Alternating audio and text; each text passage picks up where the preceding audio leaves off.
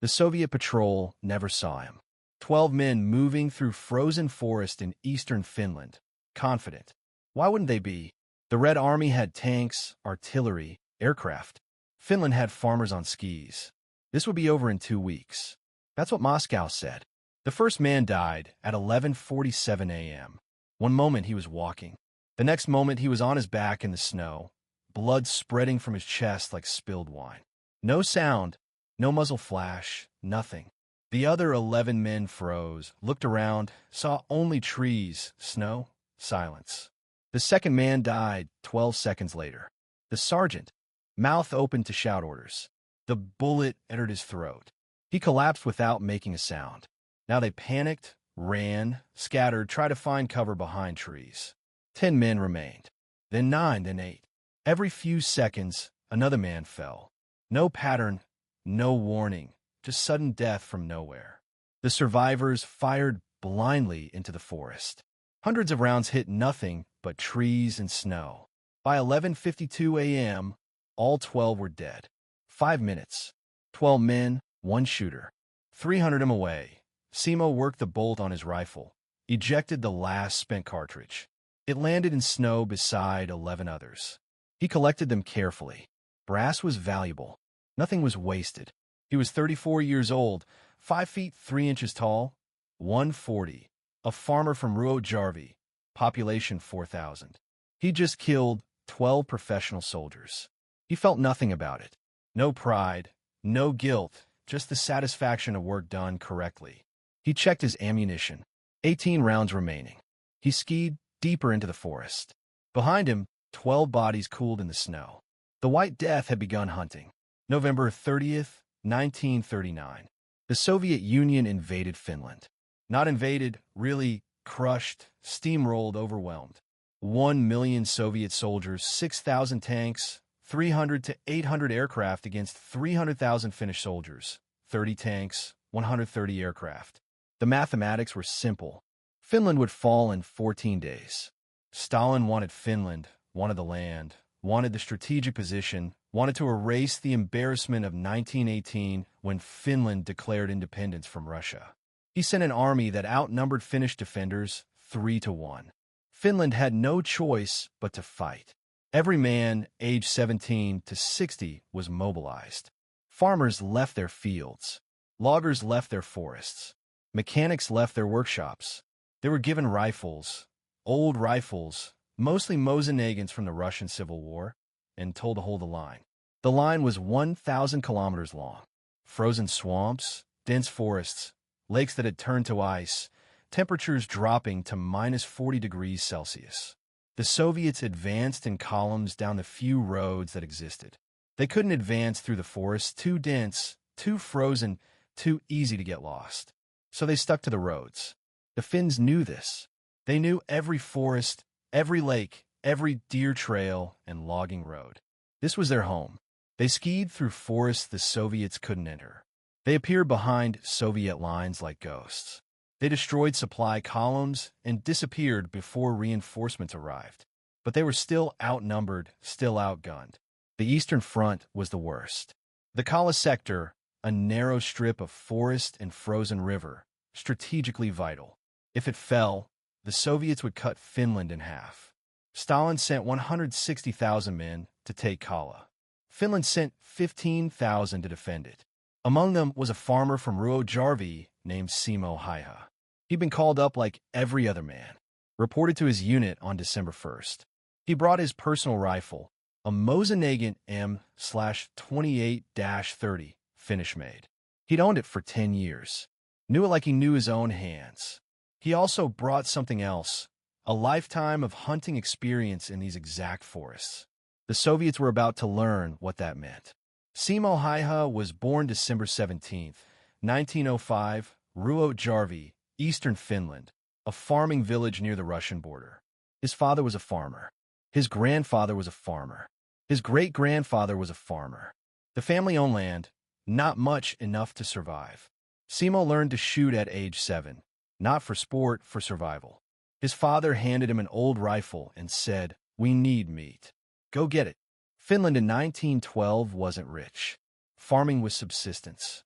You grew what you ate. You hunted what you couldn't grow. Simo hunted rabbits at first, then grouse, then deer, then moose. By age 15, he was the best hunter in WWII. Not the most enthusiastic, not the most passionate, the best. He understood cold, understood how cold air bends bullet trajectories, understood how temperature affects powder burn and muzzle velocity. He understood silence, how to move through forest without sound, how to ski without leaving obvious tracks.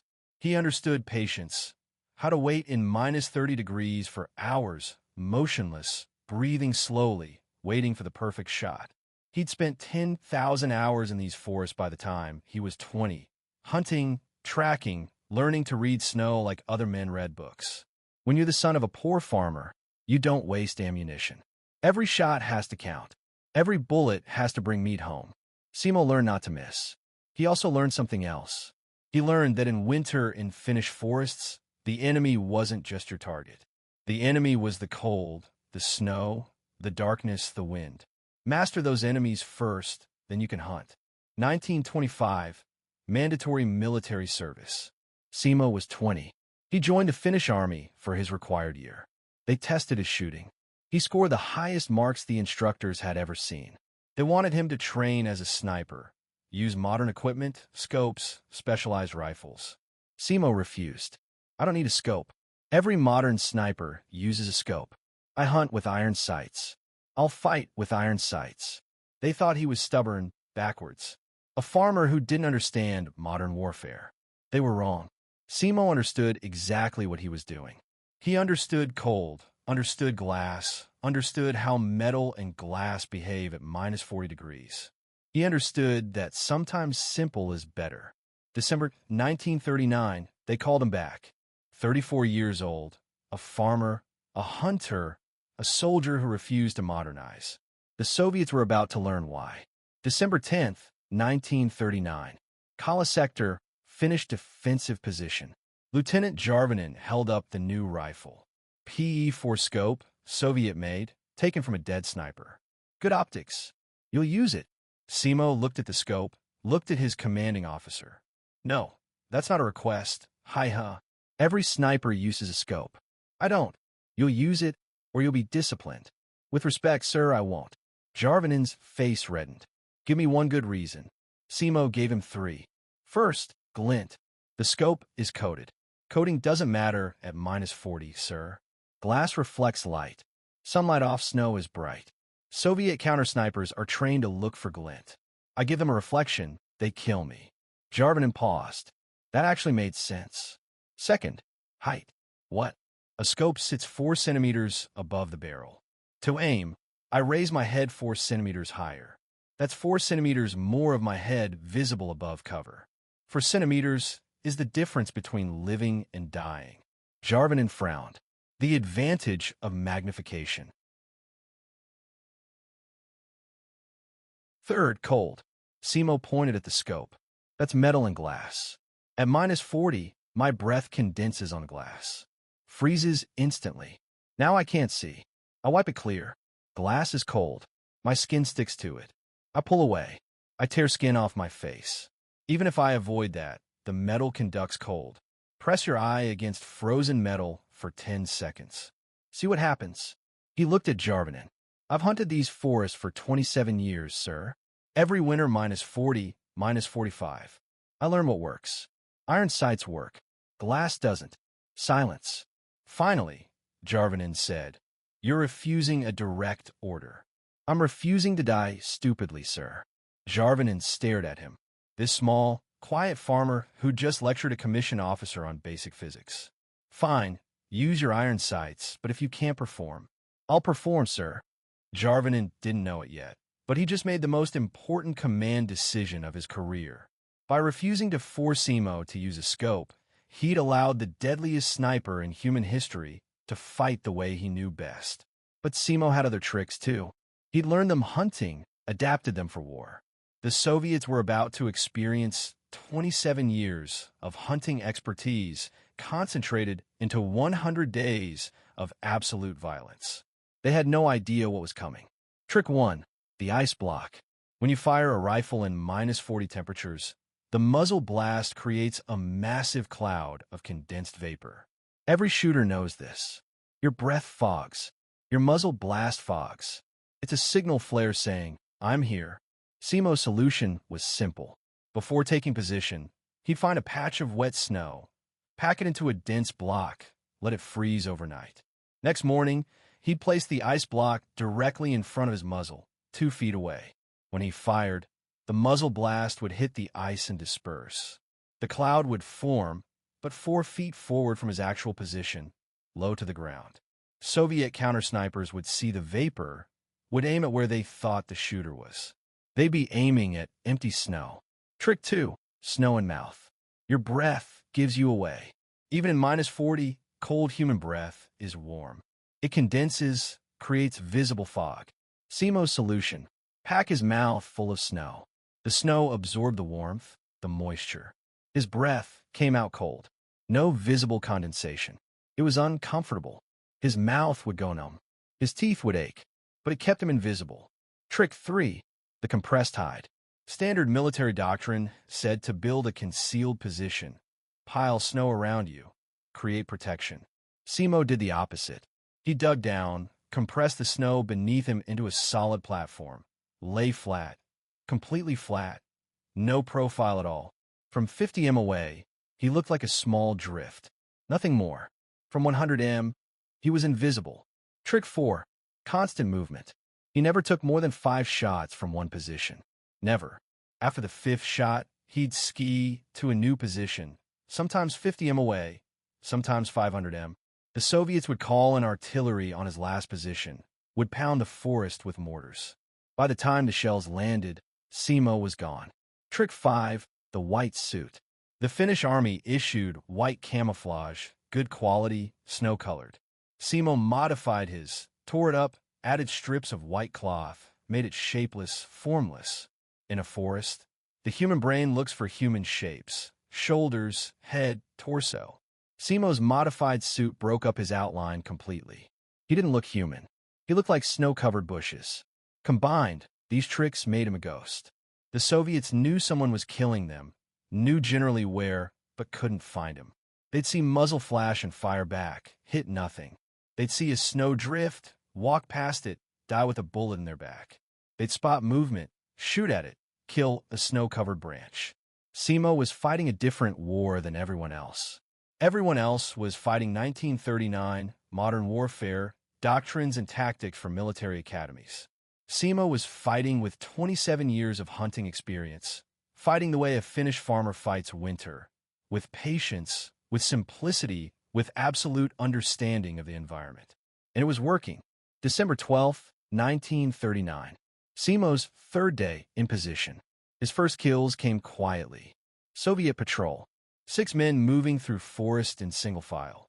Standard formation. Simo was 250 m away. Prone in compressed snow. White suit blending perfectly with the forest floor. He'd been in position for 3 hours. Hadn't moved. Hadn't adjusted. Just waited. The patrol passed his prearranged markers, trees he'd memorized the night before. First shot, 11:23 a.m. rear man. He fell without sound. The others didn't notice for 5 seconds. Second shot, 11:23 and 8 seconds a.m. point man dropped. Now they noticed. The 4 survivors scattered, dropped to prone, looked for the shooter. Third shot, fourth shot, fifth shot, 15 seconds. 6 men dead. Simo worked the bolt like he was cutting firewood. Mechanical, efficient, fast. He collected his brass, skied away before Soviet reinforcements arrived. Back at camp, 3 soldiers were watching. Private Alexei Vertanin, age 19, from Liksa, a baker's son. This was his first week at the front. He was terrified. He'd seen men die, seen frozen corpses stacked like firewood because the ground was too hard to dig graves. He didn't want to die. When the quiet farmer skied back into camp, carrying his rifle, Alexei watched him carefully. This man had just killed 6 people and looked like he'd been checking fence posts. Corporal Toivo Makinen, age 41, from Rovaniemi. Married, 3 children. He'd been a logger before the war. He was old for a combat soldier. Too old, really. But Finland needed every man. Toivo had been at Kala since day one. He'd seen the Soviet attacks, seen entire Finnish positions overrun, seen the impossible mathematics of this war. 160,000 Soviets versus 15,000 Finns. They were going to lose. It was just math. But this small farmer, this quiet man who never spoke unless spoken to, he was changing the equation somehow. Lance Corporal Henry Laaksonen, age 26, from Kajaani, a hunter and trapper before the war. He understood what Simo was doing because he'd done similar things himself, but not like this. Not with this efficiency. Henry had been hunting since he was 10, considered himself an expert marksman. Watching Simo was humbling. This wasn't expert-level shooting. This was something beyond expert. This was someone who'd merged completely with the environment. That night, the three men approached Simo. He was cleaning his rifle, methodical. Every part disassembled, cleaned, oiled, reassembled. "Hey," Toivo said. "We saw you today." Simo didn't look up. "Neteku. You saw 6 men. 5 minutes." "Kyllä." "Yes." "How?" Simo looked up, studied them. The 3 men seemed to be deciding something. "Pinali, sama kuin metsästys. Sama kuin oina." Same as hunting, same as always. "When not hunting rabbits," Alexei said. His voice was shaking slightly. "Yeah, I know." Simo's voice was calm. "But the principles are the same. Know the forest. Know the cold. Know your weapon. Be patient. They're sending more," Henry said. Heard the officers talking. "They're concentrating forces here, this sector." "Then. I know. Doesn't that worry you?" Simo finished reassembling his rifle, worked the bolt, dry fire to check the trigger. "They can send 1,000,000 men. The forest is still the forest. The cold is still cold. They don't understand either." He looked at each of them. "You 3 will survive this. I'll make certain of that." "How?" Alexei's voice was barely a whisper. "By doing what I do. By hunting." December 13th. Soviet machine gun team set up position 400 m from Finnish lines. 3 men, heavy Maxim gun, excellent position with good fields of fire. They killed 4 Finns in the first hour. Alexei was in that sector. He was pinned down, couldn't move, couldn't retreat. Every time someone moved, the machine gun opened fire. Simo heard the firing. He skied to a position 370 m from the Soviet team.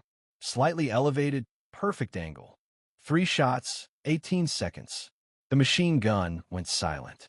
Alexei lived. December 15th, Soviet mortar team bracketed Toivo's position. They got in the range perfect. The next salvo would kill everyone in the dugout. Simo was 420 m away. He couldn't see the mortar team.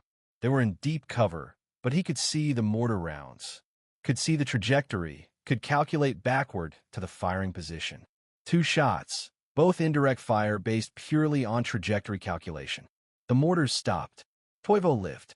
December 16th, Soviet patrol ambushed Henry's squad, surrounded them. Henry and 2 others were trapped in a small depression, taking fire from 3 sides. Simo was 300 m away. He systematically killed the Soviet soldiers one by one. Started with the ones cutting off the retreat path. 7 shots, 2 minutes. Henry and his squad escaped. Henry lived. That night back at camp, the 3 men understood. Simo hadn't been speaking metaphorically.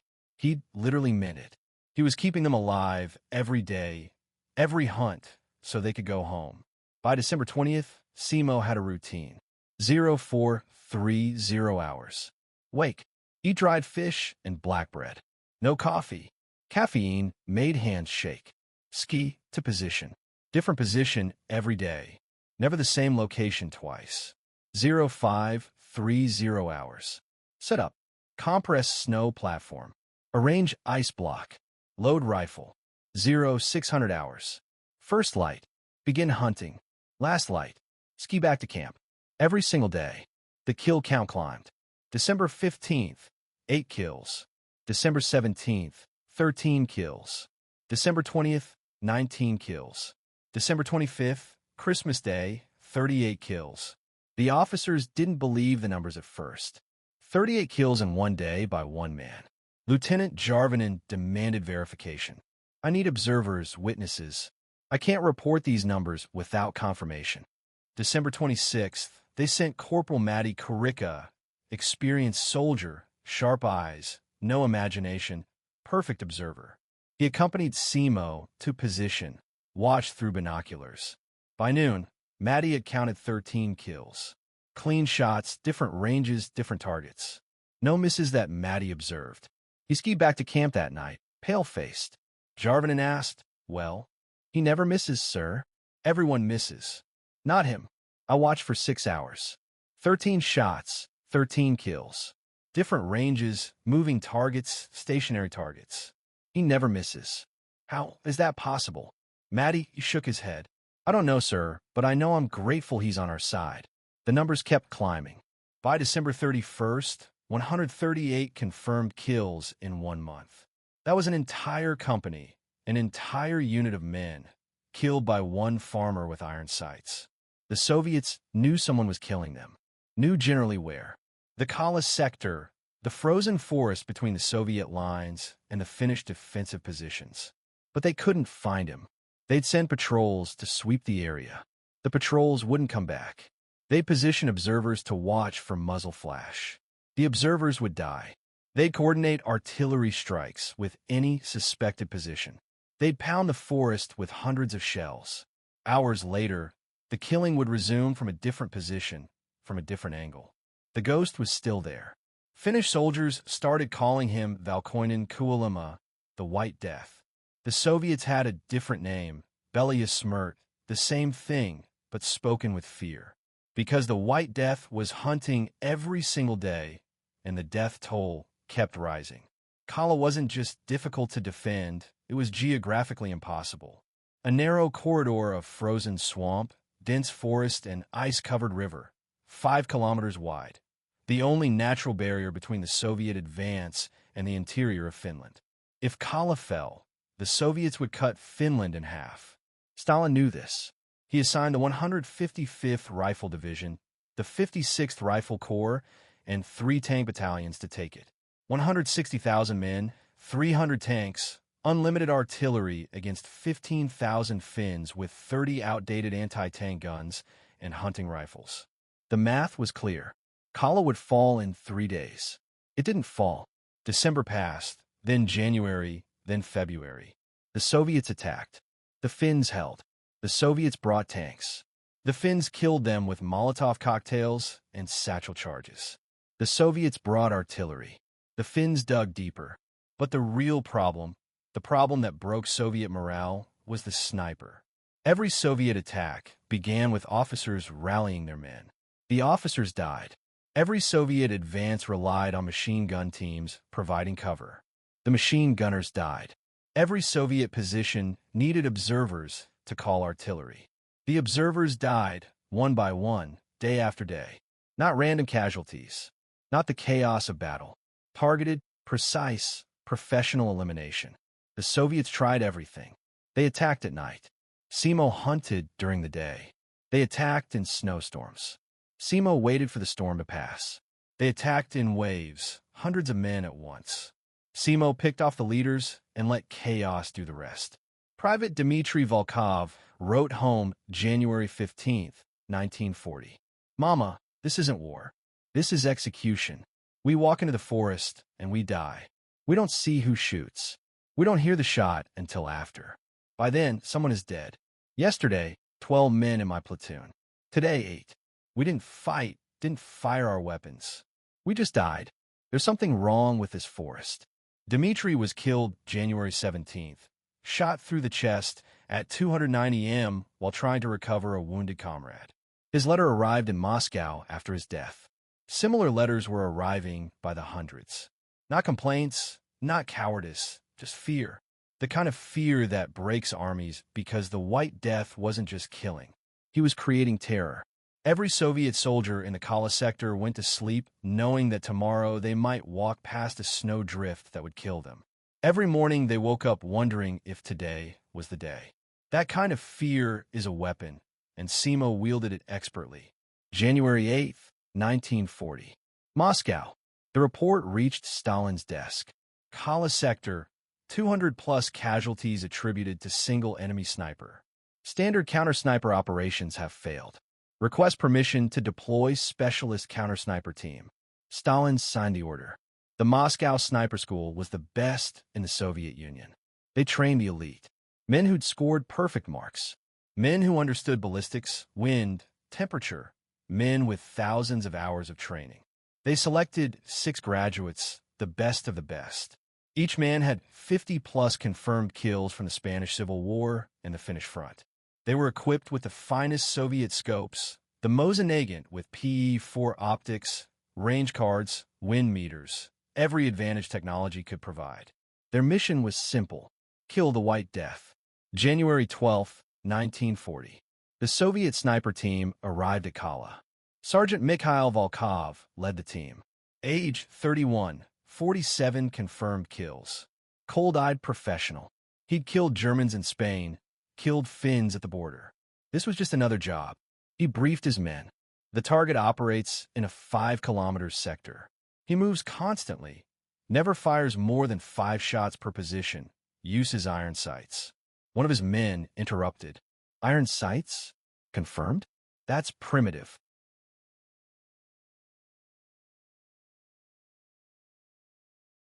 Yeah, I know. Simo's voice was calm. But the principles are the same. Know the forest. Know the cold. Know your weapon. Be patient. They're sending more, Henry said. Heard the officers talking. They're concentrating forces here, this sector. Tia then. I know. Doesn't that worry you? Simo finished reassembling his rifle, worked the bolt, dry fire to check the trigger. They can send 1,000,000 men. The forest is still the forest.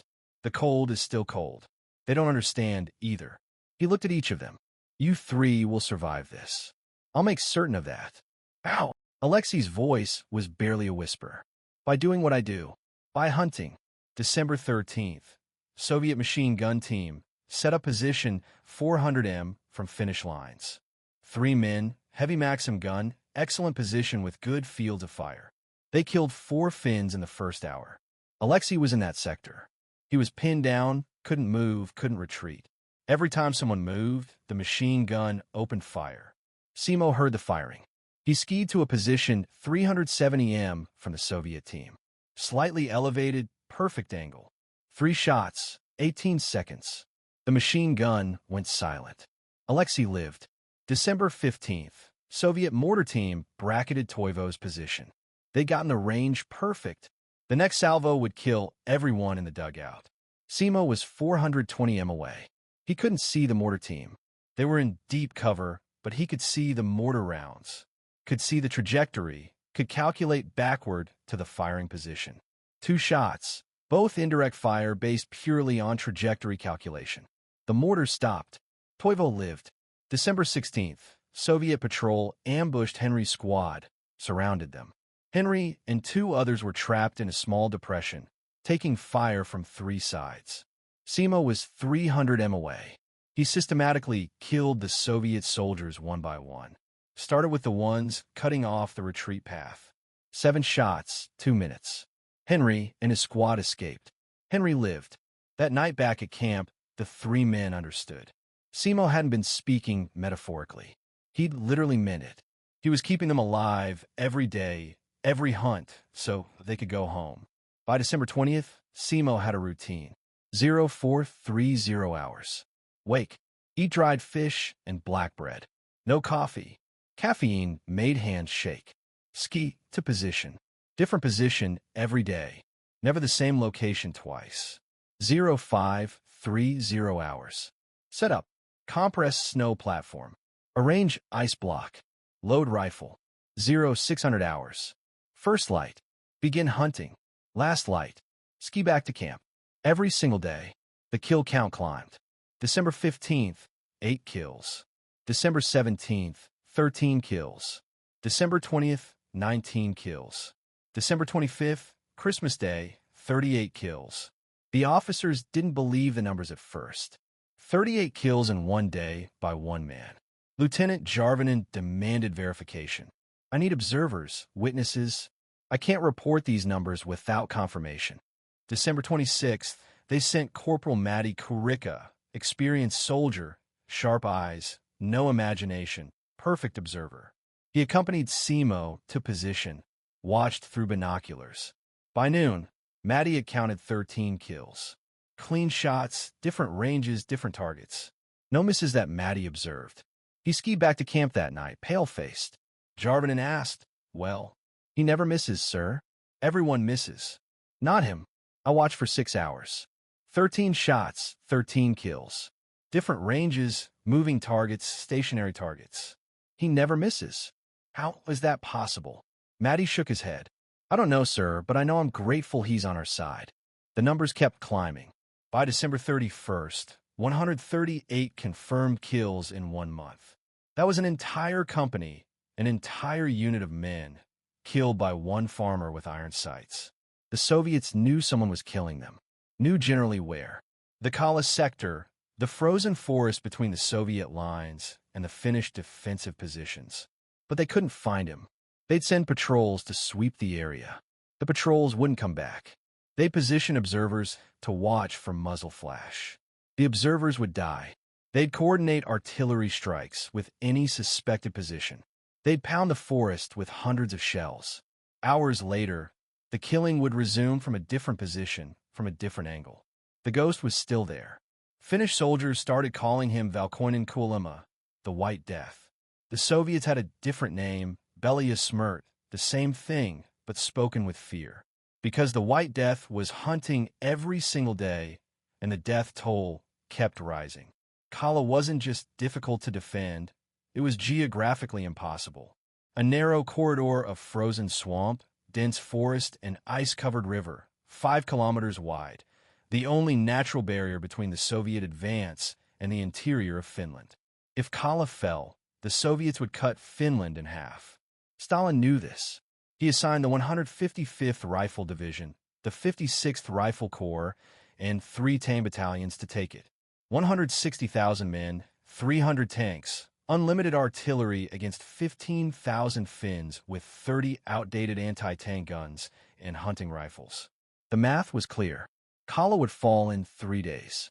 It didn't fall. December passed, then January, then February. The Soviets attacked. The Finns held. The Soviets brought tanks. The Finns killed them with Molotov cocktails and satchel charges. The Soviets brought artillery. The Finns dug deeper. But the real problem, the problem that broke Soviet morale, was the sniper. Every Soviet attack began with officers rallying their men. The officers died. Every Soviet advance relied on machine gun teams providing cover. The machine gunners died. Every Soviet position needed observers to call artillery. The observers died, one by one, day after day. Not random casualties. Not the chaos of battle. Targeted, precise, professional elimination. The Soviets tried everything. They attacked at night. Simo hunted during the day. They attacked in snowstorms. Simo waited for the storm to pass. They attacked in waves, hundreds of men at once. Simo picked off the leaders and let chaos do the rest. Private Dmitry Volkov wrote home January 15, 1940. "Mama, this isn't war. This is execution. We walk into the forest and we die. We don't see who shoots. We don't hear the shot until after. By then, someone is dead. Yesterday, 12 men in my platoon. Today, 8. We didn't fight, didn't fire our weapons. We just died. There's something wrong with this forest." Dmitry was killed January 17th, shot through the chest at 290 m while trying to recover a wounded comrade. His letter arrived in Moscow after his death. Similar letters were arriving by the hundreds. Not complaints, not cowardice, just fear. The kind of fear that breaks armies because the White Death wasn't just killing. He was creating terror. Every Soviet soldier in the Kala sector went to sleep knowing that tomorrow they might walk past a snow drift that would kill them. Every morning they woke up wondering if today was the day. That kind of fear is a weapon, and Simo wielded it expertly. January 8th, 1940. Moscow. The report reached Stalin's desk. Kala sector, 200-plus casualties attributed to single enemy sniper.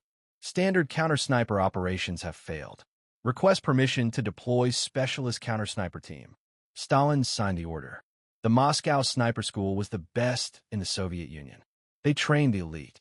Men who'd scored perfect marks. Men who understood ballistics, wind, temperature, men with thousands of hours of training. They selected 6 graduates, the best of the best. Each man had 50-plus confirmed kills from the Spanish Civil War and the Finnish front.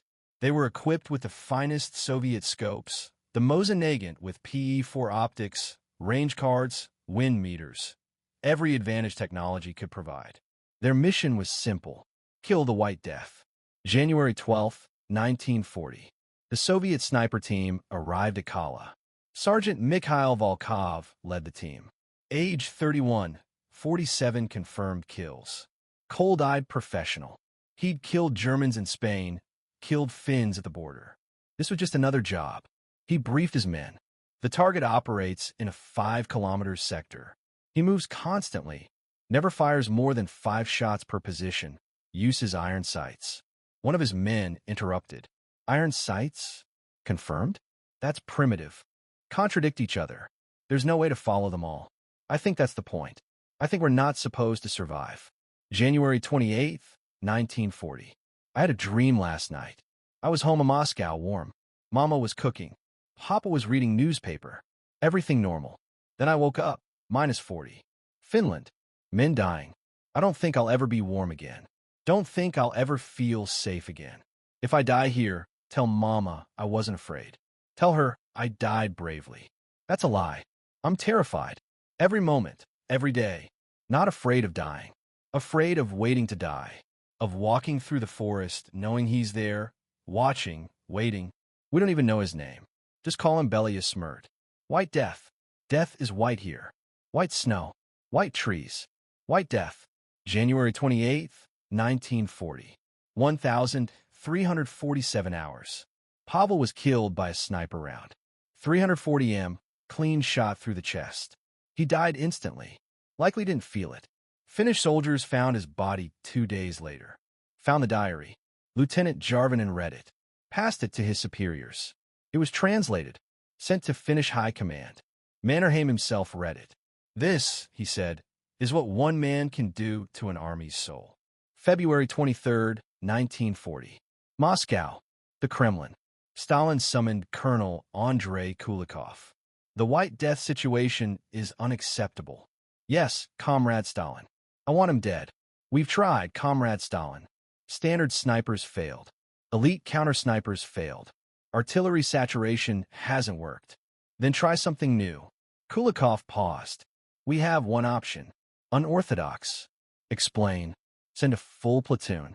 Not just snipers, not just infantry. Send our best killers. Veterans from Spain. NKVD marksmen. 30 men. Best equipment. One mission. Find him. Kill him. Stalin considered this. 30 men to kill one farmer. It was excessive, wasteful, embarrassing, but effective. Do it. February 24, 1940. Kala sector. The counter-sniper platoon arrived. 30 men, each one a proven killer. Each one with 50-plus confirmed kills. They brought the best equipment. PE-4 scopes, night vision devices, primitive but functional, radio communications, full winter gear. They studied the White Death's patterns. Operational area, 5-kilometer sector. Firing positions never the same twice. Always near Finnish lines. Timing dawn to dusk. Never at night. Method, 5 shots maximum per position, then relocates. Lieutenant Boris Orlov led the platoon. Age 34. Afghanistan veteran. Spanish Civil War. Finnish campaign from day one. Decorated, ruthless, competent.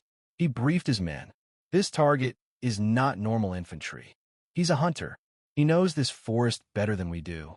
He's faster, quieter, and more patient than anyone we've faced. So how we kill him? We become hunters, too. We spread out, create a net, force him to move. When he moves, we see him. When we see him, we kill him. February 24, 1940. 0600 hours. The platoon entered the forest. Perfect execution. Textbook deployment. 5 6-man teams spread across the sector, overlapping fields of fire, radio communication, disciplined movement. Simo watched them come. He'd been in position since 0400. Elevated height 600 m from the nearest Soviet team. He counted them through his iron sights. 30 men. Excellent spacing. Professional movement. He'd been expecting this. The Soviets were predictable. When ambushes failed, they sent more ambushes. When snipers failed, they sent more snipers. Now, they were sending an entire platoon. Simo had prepared 3 positions: primary, secondary, tertiary. Each position had prearranged markers. Each had escape routes. He waited 6 hours. Didn't move. Didn't fire. Just watched the Soviet platoons search for him. They were good, disciplined, but they were looking for a man who wasn't there. Simo was 600 m away, outside their search pattern. 1,430 hours. The Soviets regrouped, consolidated their teams, planned their next move. Fatal mistake. They formed a loose perimeter around a small clearing. 30 men, all visible from Simo's elevated position. 1,437 hours. Simo fired. First target, radio operator. Every military unit depends on communication. Kill the radio. Isolate the unit. The operator fell. The radio shattered. The platoon reacted instantly. Dropped to ground. Scanned for the shooter, but they were looking at ground level. Simo was elevated above their sight line. 1,438 hours. Second shot. Target, Lieutenant Orlov. The platoon leader.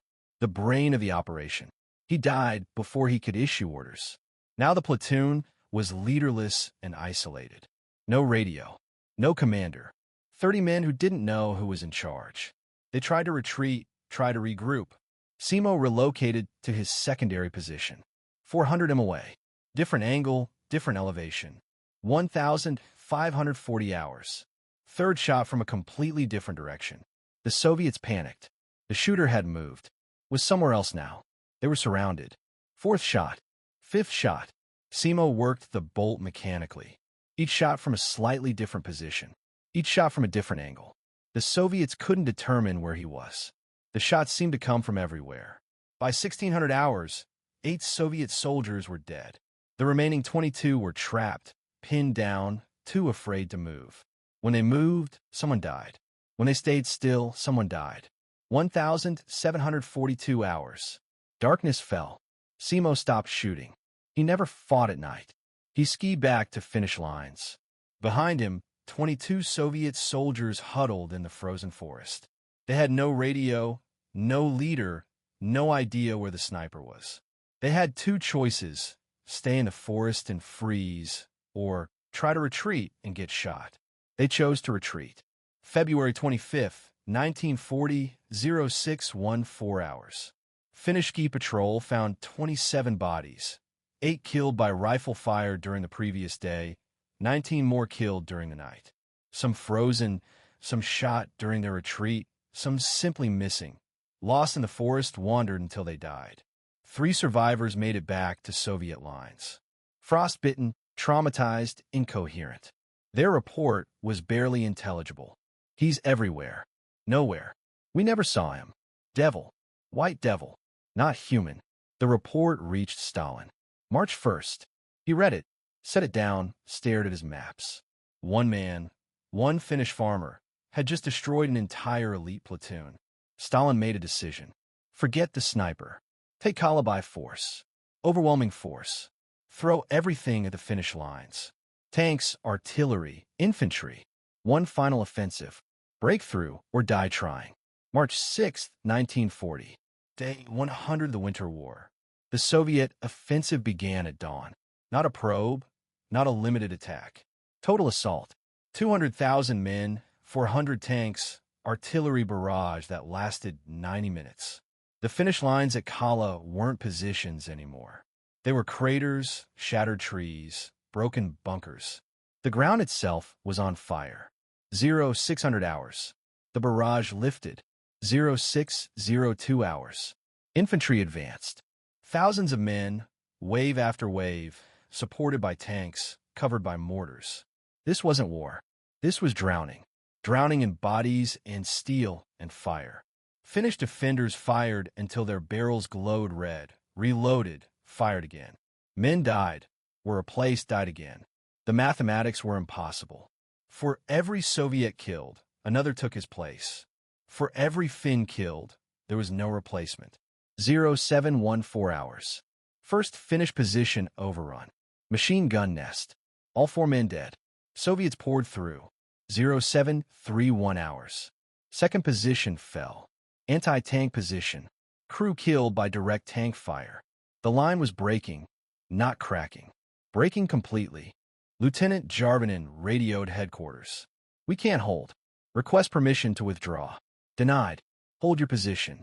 Sir, we have no positions left to hold. Then hold the rubble. Kala does not fall. Jarvinen looked at his men, boys, mostly farmers, loggers, teachers, men who'd been holding this line for 100 days. They were exhausted, frostbitten, half-starved, but they were still fighting. Jarvinen made a decision. All remaining personnel, fighting withdrawal. Fall back to secondary line. Move now. His men didn't hesitate. They ran through smoke and fire, through incoming mortars, through machine gun fire. Half made it. The others didn't. Alexei, Toivo, and Henry made it barely. Alexei had shrapnel in his leg. Toivo's left arm was burned. Henry was bleeding from a head wound. They collapsed in the secondary trench. Gasped for air. Reloaded their weapons. Where's Haiha? Alexei asked. The others looked around. Don't know, Toivo said. Last I saw, he was forward. His usual position. That position is overrun. I know. Silence between them. Finally, Henry said, he's probably already repositioned. He always does. They wanted to believe that. Wanted to believe the White Death was still out there, still hunting. Because if Haiha was still fighting, maybe they could still win. But 200 meters away, in the smoking ruins of his forward position, Simo was lining up his final shot. Simo's position was chaos. Trees shattered, snow scorched black, the earth torn apart by artillery. He was behind a fallen log. The log had been hit by shrapnel. Barely provided cover anymore, but it was enough. He'd already killed 12 men this morning. Officers mostly, men directing the assault. Take out the leaders, create confusion.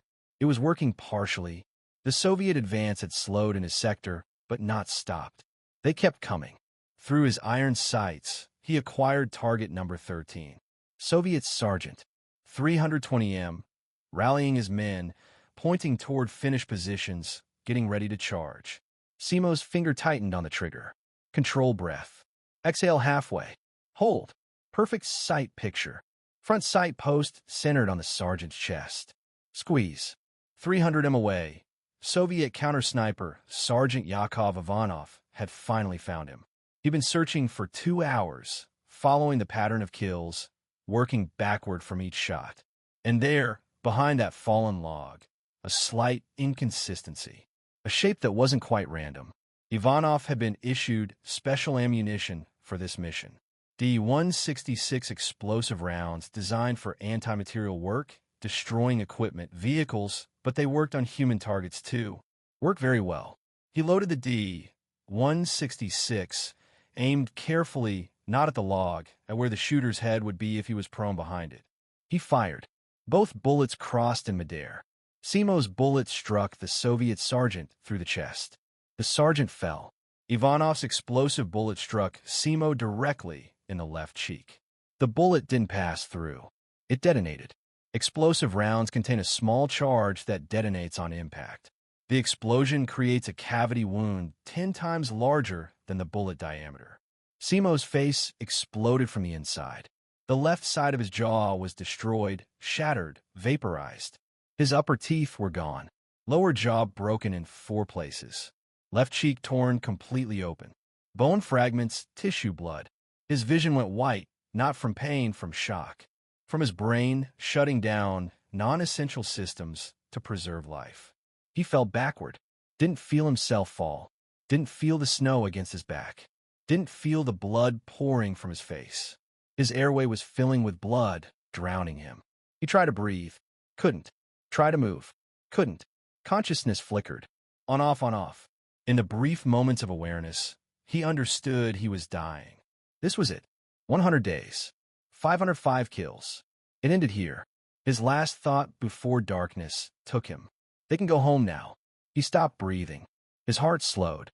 40 beats per minute. His body was shutting down. And then there was nothing. 300 meters away, Sergeant Ivanov radioed his commander. Target neutralized. Confirmed visual on hit. White Death is dead. The commander didn't believe it. You're certain? Explosive round. Direct hit to the face. I saw the blood. He's dead. Finally, after 100 days, after 505 kills, after breaking an entire army's morale, the White Death was dead. Except he wasn't. Simo's body lay in the snow for 17 hours. The battle raged around him. Artillery fell. Infantry advanced and retreated. Tanks rumbled past. Bodies accumulated. Finnish soldiers killed in the assault. Soviet soldiers killed in the defense. The dead piled up. By evening, Simo was covered. Not buried deliberately, just covered by the natural accumulation of casualties. 3 Finnish soldiers lay on top of him. 2 Soviet soldiers beside him. He was at the bottom of a pile of corpses, and his heart was still beating, barely, 4 beats per minute, but beating. His body had entered extreme hypothermic shock. Everything shut down. Metabolism slowed to almost nothing. He was alive. Technically. Barely. March 7th, the battle continued. More bodies added to the pile. March 8th, heavy snow. The pile became a frozen mound. March 9th, Soviet attack repulsed. Finnish counterattack failed. March 10th, artillery barrage. Shells landed near the pile. Didn't hit it. March 11th, minus 42 degrees. Coldest night of the war. March 12th morning, peace negotiations in Moscow. March 13th, 09:47 hours. The Moscow Peace Treaty was signed. The war was over. March 13th, 11:47 hours. Private Aerolina was walking past the frozen mound of bodies. Medic assigned to identify and tag Finnish casualties. Grim work, the worst work, but necessary. He was checking identity tags when he saw movement. Just slight, a twitch in the leg of a body at the bottom of the pile. He stopped, stared. Bodies didn't move. It twitched again. Apua. Help. He started pulling bodies off, throwing them aside, digging down.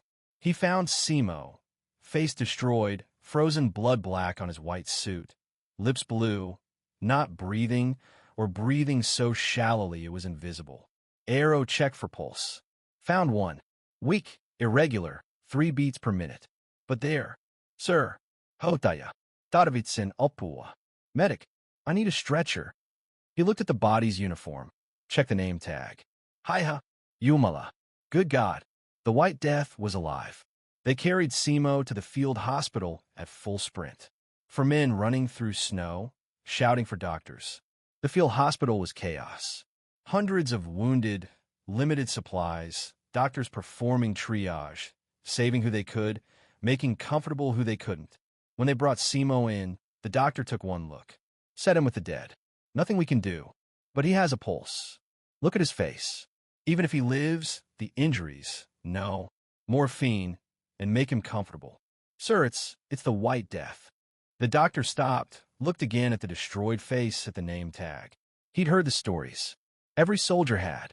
The farmer who held Kala, who killed 505 Soviets, who terrorized an entire army. Get him on a table. Now. They worked on him for 6 hours. Cleared his airway. Stopped the bleeding. What bleeding was left after 7 days. Debrided the wound. Removed bone fragments. Stabilized what was left of his jaw. They couldn't fix him. Not really. The injuries were too severe. His face was gone. But they could keep him alive. Simo didn't wake. Didn't respond to pain. Didn't respond to stimulus. Coma. Deep coma. Will he wake up? Aero asked. The doctor shook his head. I don't know. The trauma. Most men would be dead. He should be dead. The fact he's alive at all is. He trailed off. Is what? Sisu, the Finnish word. Stubbornness. Determination. The refusal to quit, even when quitting is rational. His body refuses to die. They transported him to Lieksa Central Hospital. Better facilities, better surgeons, better chance. But even there, the doctors were pessimistic. Even if he wakes, he'll never eat solid food, never speak clearly, never look normal. The psychological trauma alone. But they didn't know. They didn't know he'd spent 27 years in minus 40 cold. Didn't know he'd survived 7 days at the bottom of a corpse pile. Didn't know that Sisu wasn't just stubbornness. It was refusing to die because dying meant the mission wasn't complete. And Simo's mission, keeping his friend alive, was complete. Now he could rest. While Simo lay unconscious, the world processed what happened at Kala. The casualty reports were staggering. Soviet losses, 25,000 plus dead, 300 tanks destroyed, dozens of aircraft shot down. Finnish losses, 4,000 dead. And one sector, a half-mile stretch, had been held primarily by a farmer with iron sights. The reports reached Berlin. Adolf Hitler read them with great interest. The Führer had been watching Finland closely, studying, learning. He saw the Red Army's catastrophic performance, poor leadership, terrible logistics, soldiers freezing by the thousands, modern equipment failing in cold weather. He saw them humiliated by farmers on skis. He saw them terrorized by one man. Hitler's conclusion was simple. The Soviet Union is weak. A rotten structure, he told his generals. One good kick and it will collapse. He pointed at the Kala reports. Look, one Finnish farmer killed 505 Soviet soldiers, created enough terror to paralyze an entire front. If one farmer can do that, what can a Wehrmacht do? The fear Simo created wasn't just tactical. It was strategic. It showed German high command that Soviet soldiers could be broken, that Soviet morale was fragile, that the Red Army was poorly led and poorly equipped. June 22, 1941, Operation Barbarossa. 3 million German soldiers invaded the Soviet Union, the largest invasion in human history. Many historians argue Hitler would never have dared attack if the Red Army hadn't looked so weak in Finland. If men like Simo Häyhä hadn't exposed every flaw in Soviet doctrine, the 505 men Simo killed were just the beginning. The fear he created helped convince Hitler that the Soviet Union could be conquered. And that decision led to 27 million Soviet deaths, 5 million German deaths, the destruction of entire cities, the Holocaust, Stalingrad, Leningrad. World War II's Eastern Front, the bloodiest theater in human history, was partially triggered by Finland's unexpected resistance and one farmer's refusal to use a scope. But while history was being rewritten, Simo fought a different battle, against infection, against shock, against death. April 1940, he woke up, didn't know where he was, didn't know how much time had passed. Tried to speak, couldn't. His jaw was wired shut. Tried to sit up, couldn't. Too weak. A nurse appeared. Dusuke paikalanne. Stay still. She checked his vitals, smiled slightly. Tervetuloa takaisin, herra Veive. Welcome back, Mr. Häyhä. He had questions. The war, his friends, how long? But he couldn't ask, couldn't speak. He lay back, closed his eyes. He was alive. That was enough for now. The recovery took 14 months. 26 separate surgeries.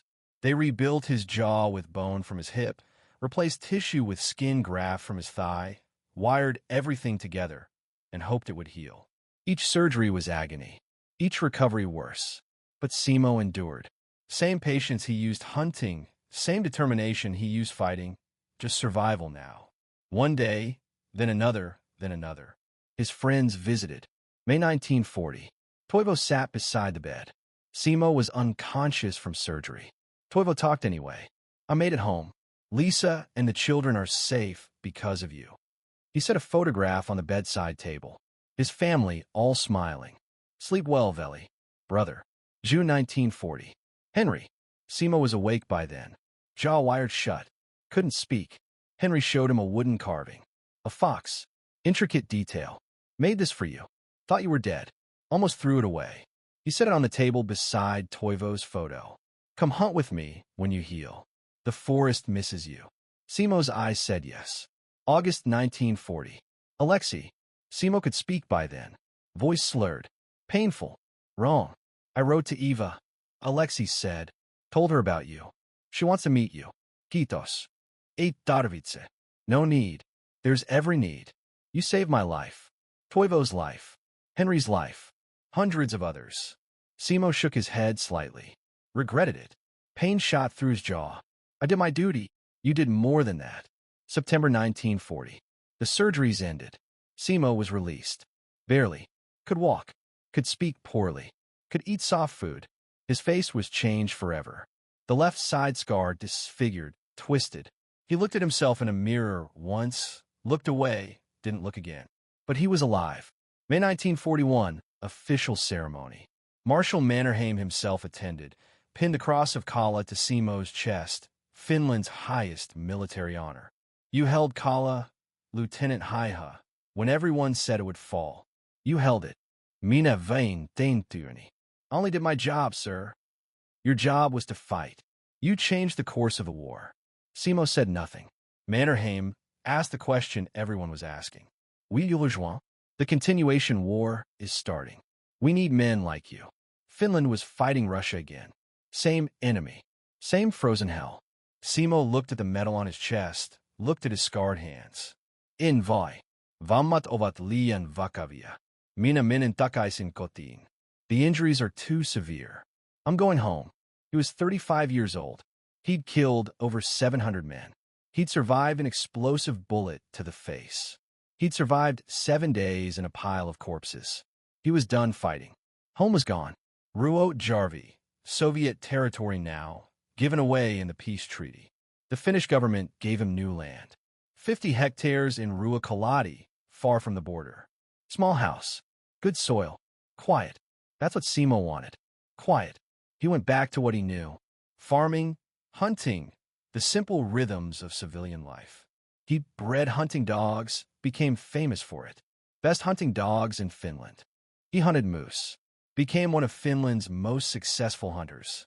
Never competitively, just for meat, for survival. Like always, people found him. Reporters, historians, researchers, all wanted the same thing. To hear about the war, the kills, being the White Death. Simo refused every interview for decades. When he finally agreed to speak in 1998, age 92, his answers were short. How did you kill so many? Jew practice. How do you feel about it? I did what I was told. Do you regret it? Long pause. I regret that the war happened. I don't regret keeping my friends alive. His friends visited regularly. Toivo twice yearly with his family. His children called Simo Sita, a ghost without knowing why. Henry during hunting season. They'd hunt in silence. Two old hunters who understood each other without words. Alexei wrote letters, told Simo about his life, wife, children, grandchildren. Every letter ended the same. Thank you for giving me this life. Simo never married, never sought fame, lived alone with his hunting dogs, kept the Cross of Kala in a drawer, never displayed it, kept his rifle in a closet, never talked about it. To his neighbors, he was just Simo. Quiet, hard-working, good with dogs. They knew he'd been in the war. Everyone had. But they didn't know who he really was. Didn't know the quiet old man who helped them fix fences was the deadliest sniper in human history. Simo preferred it that way. Toivo died. Heart attack. Age 70. Peaceful. His final letter arrived 3 days after the funeral. If you're reading this, I'm gone. Don't mourn. I lived 28 years longer than I should have. That machine gun team on December 20th should have killed me. You killed them first.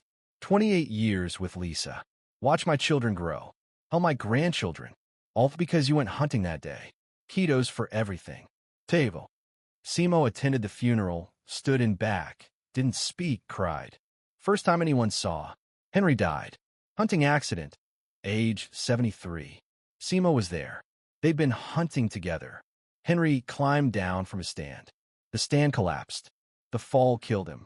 Simo held his hand as he died. Hyvää metsästystä, Henry vispirit. Good hunting. Hyvää metsästystä. They buried Henry with a wooden fox. Alexei visited, age 78, brought his grandchildren, introduced them to the old man in Ruokolahti. This is the man who saved Papa in the war. Did you really kill 500 people? One child asked. Simo looked at the child. At Alexei. Olin sotilas. Minä taistelin. I defended my country. Later, when the children were gone, Simo showed Alexei an old photograph. For men, 1940, Kala. Simo, Alexei, Toivo, Henry. All young, all alive. Timinit Kodian, Simo said. You went home. Siksi minä metsästin. That's why I hunted. Simo died at age 96, peacefully at home in his sleep. The way soldiers dream of dying, but rarely do. The funeral was small. Friends, former soldiers, neighbors. Alexei spoke, age 82, last surviving member of the three friends. This man saved my life when I was 19 and terrified. He saved hundreds of us, maybe thousands. Not just by killing, by showing us one man with enough determination can change everything. He never asked for glory, never sought recognition. He was a farmer. He did his duty. Finland stands because men like Simo Haiha stood first. They buried him in Ruokolahti. Simple grave. Simple marker. Simo Haiha, 1905 to 2002. Hän puolusti Suomea. He defended Finland. No mention of 505 kills. No mention of the White Death. Just a farmer who defended his home the way he would have wanted it. Wars aren't won by grand strategies alone. They're won by individuals who refuse to quit, by mechanics who bend piano wire, by farmers who use cold as a weapon, by men who see simple solutions to complex problems. Simo remains the deadliest sniper in human history. 505 confirmed kills. 100 days. Iron sights. Doctrine said use the scope. Simo said scopes glint. And he was right. He proved that sometimes simple is better. That understanding your environment matters more than technology. That one man, one farmer with enough determination, can terrify an army. The White Death is gone, but his lesson remains. Never underestimate the man who knows his ground. Never underestimate the power of simple solutions. Never underestimate Sisu.